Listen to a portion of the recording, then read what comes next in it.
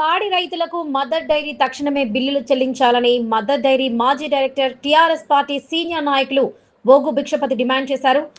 Mother డైరీకి పాలు పోసే రైతులకు బిల్లులు పెండింగ్ ఉండడం వల్ల పశువులకు దాన కూడా కొనలేకపోతున్నారని ఆవేదన వ్యక్తం చేశారు.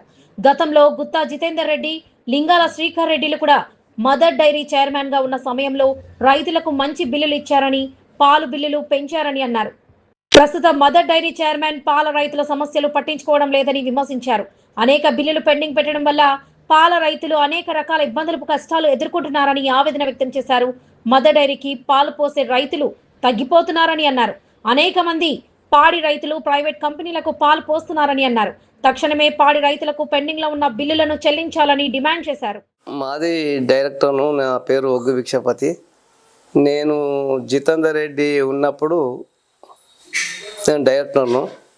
జితేందర్ రెడ్డి ఉన్నప్పుడు బిల్లులు 10వ తారీఖు 25వ తారీఖు బిల్లులు ఇచ్చేది. కృష్ణారెడ్డి జితేందర్ రెడ్డి అయిపోయినాక గంగ్లా కృష్ణారెడ్డి అయ్యిండు.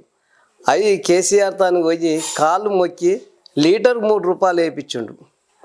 అక్కడికి వెళ్ళి రైతులకు చాలా కష్టాలు, ఎట్లా బతకాలి, ఒక దానానికి 50,000 అప్పు అయింది నాకు. నేను రోజుకు 70 లీటర్లు పోస్తా.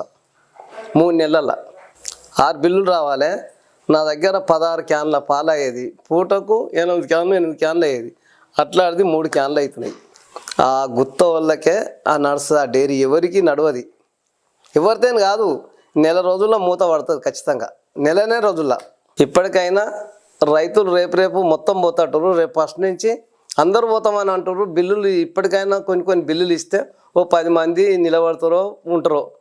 ఇప్పటికైనా బిల్లులు ఇస్తే బాగుంటుందని నేను అంటున్నా. అంతే. Like and subscribe.